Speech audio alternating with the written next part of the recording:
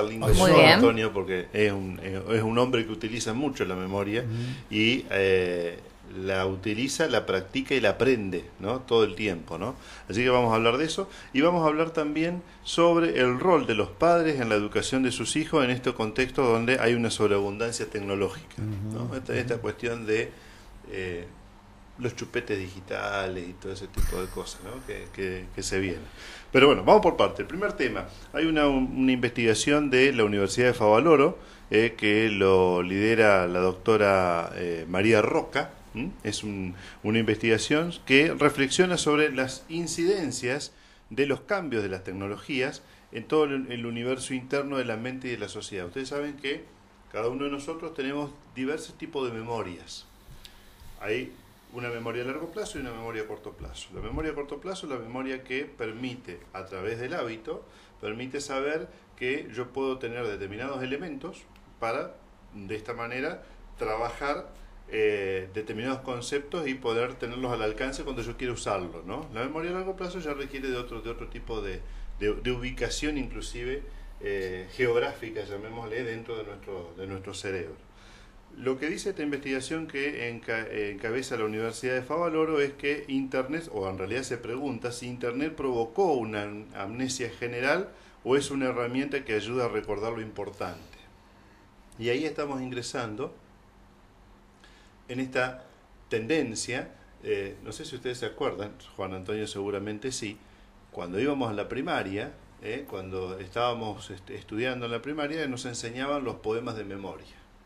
En algún momento alguien dijo, ¿qué importancia tiene que aprenda un chico un poema de memoria? Si no le va a servir para nada, porque en definitiva, no, en realidad es una ejercitación que hoy se comprueba que el estudiar de memoria no es por el poema en sí. El poema en sí es una consecuencia, es una cuestión que puede o no tener trascendencia, depende de cada persona, sino el ejercicio de estudiar de memoria y de agilizar una parte del cerebro. Eso es lo importante. Por eso lo de las tablas. Por eso este esquema de estudiar las tablas, además de la cuestión matemática, para resolver un problema. Quienes recitan tienen, además de la facilidad de aprender de memoria, tienen otras partes cerebrales activadas de aquellos que no lo hacen, de aquellos que no están acostumbrados a recitar o utilizar la memoria, ¿no? Así que bueno, es un buen trabajo. La tecnología parece, dice la investigación, disminuir esa capacidad que tiene el ser humano de guardar información a largo plazo, por ejemplo un número de teléfono, un dato académico, guardar otras informaciones de donde dejé determinada cosa en mi casa, ¿no? Todo ese tipo de cosas. Parece bueno, eso, descártelo conmigo. Descártelo, que por ahí no va. Bien. No. Así que hay que trabajar eso. En la actualidad existen recursos o aplicaciones informáticas para cada necesidad. Si uno se siente perdido, tiene el GPS. Automáticamente uno va al GPS y ubica la calle sin saber en la ciudad donde está, por ejemplo, tiene una forma de llegar. Si se olvida de un cumpleaños, Facebook te lo recuerda al toque, al instante. Si surge una polémica, Google también te ayuda, porque Google es el ojo nuestro y nos permite... Google sería como un historial. La bibliotecaria. La bibliotecaria. Sería como... Pero es particular para cada persona. ¿Sí? Porque no es yo abro Google y pongo debate, bueno, y no me van a aparecer los mismos debates que a vos. No, por supuesto. Claro. Pero lo que pasa es que uno hace a su bibliotecaria. Y sí. Exacto. Porque este viene a buscar libros de política, el otro viene a buscar libros de geografía. Yo ya sé lo que querés vos. Entonces, por todo lo que hiciste antes, claro, voy teniendo como un archivo. Un archivo, ¿no? Como un registro. Así que la capacidad de absorción de datos siempre fue un tema que he admirado, apreciado, fundamentalmente considerado, y también es una cuestión, obviamente, el que tiene la información y el que tiene el poder. ¿Se acuerdan de ese concepto? ¿No? Lucrativo, cuestión, ¿no? claro. Una cuestión lucrativa también en ese aspecto. Entonces, el estatus del conocimiento ha cambiado. Recuerden ustedes que antes el conocimiento tenía que ver con cuanto más acumulo mejor, ¿no? Cuanto más acumulo y menos doy. Exacto, ¿no? Y ahora la cuestión es distinta. Ahora la cuestión es, hay que saber dónde está el dato. Claro. No necesariamente tenerlo en mi registro y no saber dónde está, dónde Tomás Eloy Martínez dijo en una conferencia acerca de los libros, hoy toda la información del mundo cabe en un disco. Uh-huh. El problema es quién tiene el disco. Exactamente. ¿A dónde está el disco? ¿A dónde está el dato? No, ¿cuántos accedemos a eso? Exacto. ¿Y a qué parte nos dejan acceder? Uh-huh. Entonces, la tecnología es, sin lugar a dudas, beneficiosa. El tema es cómo usarla, esa tecnología, de qué manera.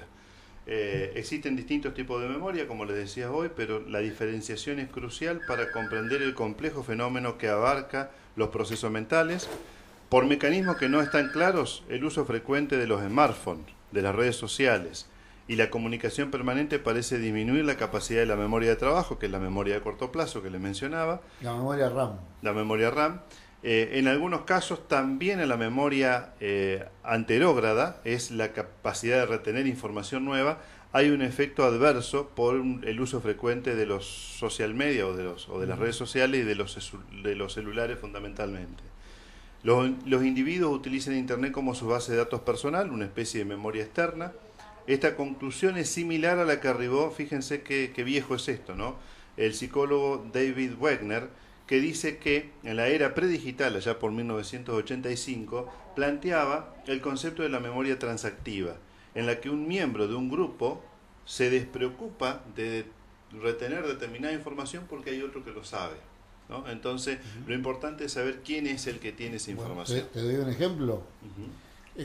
Los que cantan en más de una voz en un grupo, y vamos a dar la fuente concreta, los concepcioneros,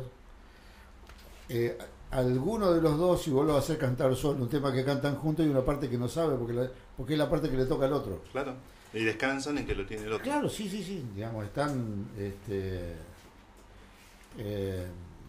preparados, están preparados para eso. Bueno, la pregunta que se hace en la investigación esta es, ¿qué pasa si las personas no pueden tener acceso a su celular? Uno pierde el celular y se lo olvida en la casa. Que parece una desesperación. No lo tenemos el celular. ¿Cómo me voy a comunicar? Bueno, hay que hacer ese ejercicio de si no tenemos internet, si no tenemos celular, ¿cómo hacemos radio si no tenemos internet? ¿De dónde sacamos los temas que son los temas del día, por ejemplo, ¿no? Tener ese ejercicio cada tanto es bueno. Llevado a la vida cotidiana de la persona que nos está escuchando, si usted está acostumbrado a comer con la mano derecha, tómese un día y coma con la mano izquierda. Pruebe.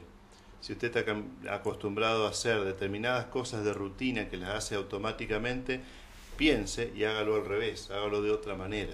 Eso va a ayudar no solo a desprenderse un poco de la tecnología y saber que se puede hacer otras cosas, sino también, por ejemplo, es un buen ejercicio para prevenir el Alzheimer. Por ejemplo. Sí. En cuanto a la memoria, la memoria suele ser selectiva. Dice también Tomás Eloy Martínez que la memoria es el resultado de infinitos olvidos. Porque yo no puedo contar una vida en 5 minutos. Elijo qué 5 minutos de esa vida voy a contar. Entonces selección. Claro. Selección. La memoria selectiva implica un olvido selectivo. Yo no voy a contar cosas que no quiero que se sepan. Entonces no es que me olvidé, lo dejé oculto dentro de mi programa de comunicación. Por otro lado, a mí me parece que es el interés que uno pone en el conocimiento de determinada cuestión lo que en definitiva termina guardando. Exacto. Es el interés. Si yo quiero, siempre dije, y por eso a veces sostengo alguna polémica poco usual, el comportamiento del río es uno de esos, porque aprendí una vez, ante una pregunta si se puede pronosticar una inundación, eso causó mi curiosidad y yo me senté durante 15 días 2 horas por día o 3 horas por día estudiando el tema con una persona que le apasionaba. Conocí que la dirección de puertos, dirección de construcciones portuarias y vías navegables, entonces hay una estadística de 100 años desde que se fundó hasta ahora, cuál es la altura del río semana por semana, desde 100 años a la fecha. Entonces sé que en abril, mayo puede haber una crecida, igual que entre agosto y octubre. Sí. ¿Cuáles son los caudales? ¿Por qué el río crece en determinadas circunstancias? La observación del caudal que está emanando de Salto Grande nos ayuda a ver dentro de 36 horas o 48 horas lo que puede pasar con el río acá. Pero eso es interés, interés por un tema. Y esas cosas, después la información que vos le vas acumulando día por día es el complemento de esa estructura en la que vos sabés. Vos hablabas de la poesía, y los cantores tienen que tener memoria. Totalmente. Los cantores tienen que tener memoria. A mí me pasa una cosa muy curiosa. Yo recuerdo canciones que me gustan y no recuerdo las canciones que yo escribo. No las recuerdo. Me piden una canción y me ponen una canción mía y me ponen un aprieto porque no las recuerdo. Incluso estuve años con una estrofa de una de mis primeras chamarritas perdida hasta que la encontró la memoria por allí y la trajo de nuevo.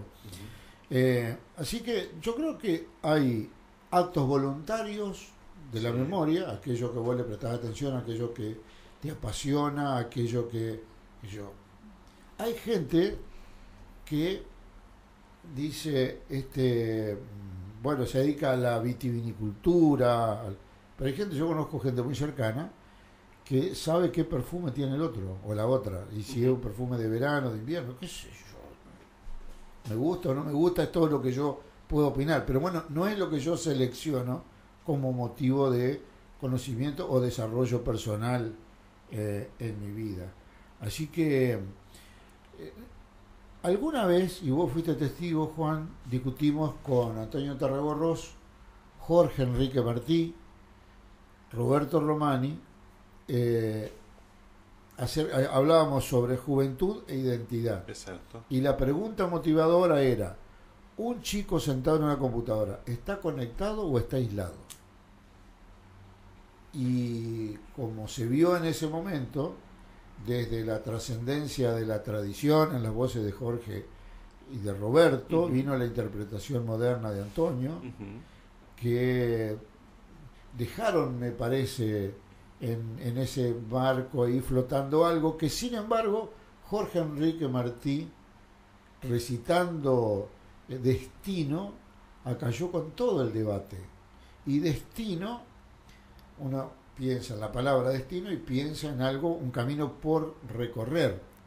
Y sin embargo, viene del fondo de la memoria de Jorge Enrique, diciendo claro, altivo y vertical, alto de nube y de cielo. Así que entiendo que hay un dinamismo, un juego en el que el adulto debe poner el interés en la nariz de los chicos. Exacto. Y no moverlo de allí, no dejar que entre, sino tenerlo al interés allí como la zanahoria que le ponían a los bueyes para que caminen.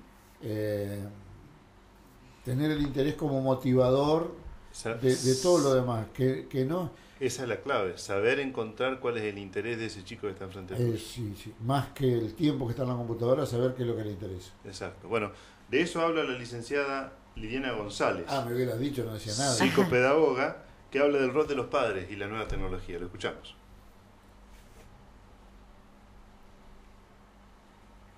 ¿O no? Sí, ahí viene. Lo que pasa es que viene con una introducción musical importante. Miren, a ustedes les ha tocado momentos muy difíciles para acompañar a los hijos, porque hay que batallar contra, por un lado, el exceso de tecnología. No hablo de la tecnología, hablo del exceso de tecnología que los aísla, que los hace muy tímidos, ¿no? Que los hace como muy individualistas.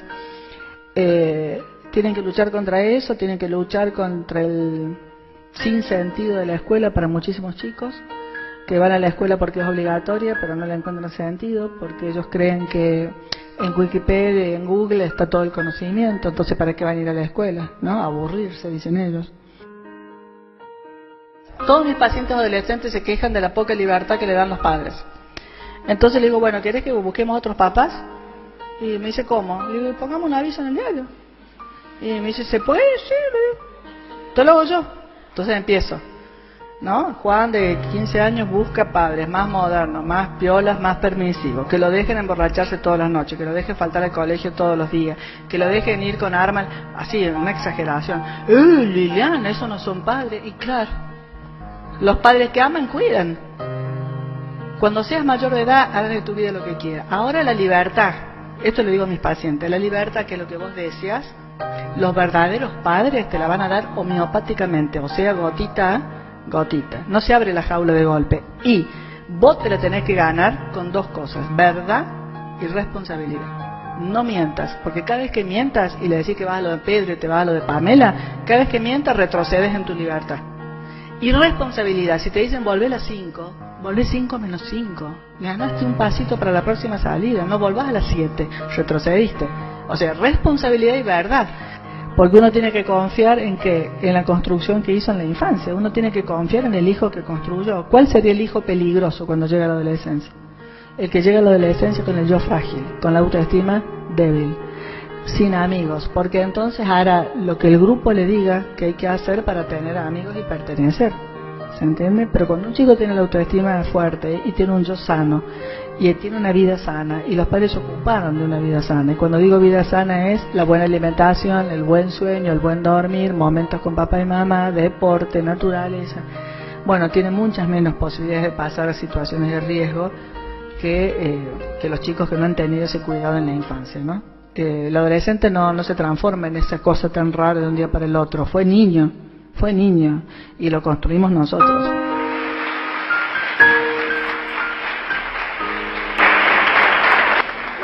Bueno, aquí entonces la licenciada Liliana González, psicopedagoga, que nos hablaba sobre este vínculo, el rol de padres, la tecnología, la educación y la etapa de la niñez hasta la adolescencia. Importante el mensaje que dice la brecha tan finita que hay entre el acceso y el exceso a las tecnologías. Es lo que decías vos en el comienzo. Para mí el hecho de saber administrarlo, la utilización que le doy o el tiempo que le dedico a la tecnología o para qué lo voy a usar, es fundamental a la hora de ejercitar la memoria, porque si bien te sirve en cuanto al acceso, no te sirve en cuanto al exceso. Exacto. Y los ejercicios para la memoria son fundamentales. No sé, por ejemplo, Juan, que recita muchísimo, yo creo que el mismo hecho de estar recitando y trayendo al presente esa poesía que tal vez escuchó cuando era joven, cuando era niño, más joven, cuando era chico, sí que queda bien. Claro, lo hace estar ejercitándose constantemente en ese ejercicio de la memoria. Digo que es fundamental la lectura, para mí también. Claro. Bueno, vos hablabas del tema de los cubiertos, o de, bueno, si uso la mano derecha, pero esas cuestiones, la dinámica de esas cuestiones, hacen que para uno después sea mucho más cómodo y más fácil poder memorizar ciertas cosas. Exacto. Después te resulta mucho más fácil traer a colación, no sé, textos o fulanito dijo tal y tal cosa. Digo, es mucho más sencillo siempre y cuando uno lo ponga en práctica. Ahora, cuando vos dejaste de hacer eso, cuando vos dejaste de leer, dejaste de estudiar, dejaste de generar esa práctica de la memoria, y ya se vuelve muy difícil. Sí, es como que el músculo se va atrofiando. Se va atrofiando. Es como todo, ¿no? Viste, para hacer gimnasia, después volvés a hacer gimnasia y te duele todo y no querés saber más nada. Y bueno, está en uno poder conocer su cuerpo también. Y después pensaba también en otra cuestión que tiene que ver con el olvido.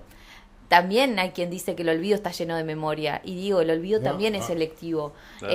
Uno cree que olvida y después cuando pasa por una placita y se da cuenta que ahí tuvo su primer beso, se da cuenta que no olvidó realmente ese hecho en particular. Y está lleno de memoria realmente. Sí, sí, sin duda. Así que, bueno, una tarea. Sí, a mí me quedó como más que nada esa... negarse a la sobreprotección. No lo dice, pero dice que un chico que vive solo, cuando entra en un grupo que lo contiene, quiere hacer todo lo que el grupo hace para hacerse contenido. Pero hay temas más graves.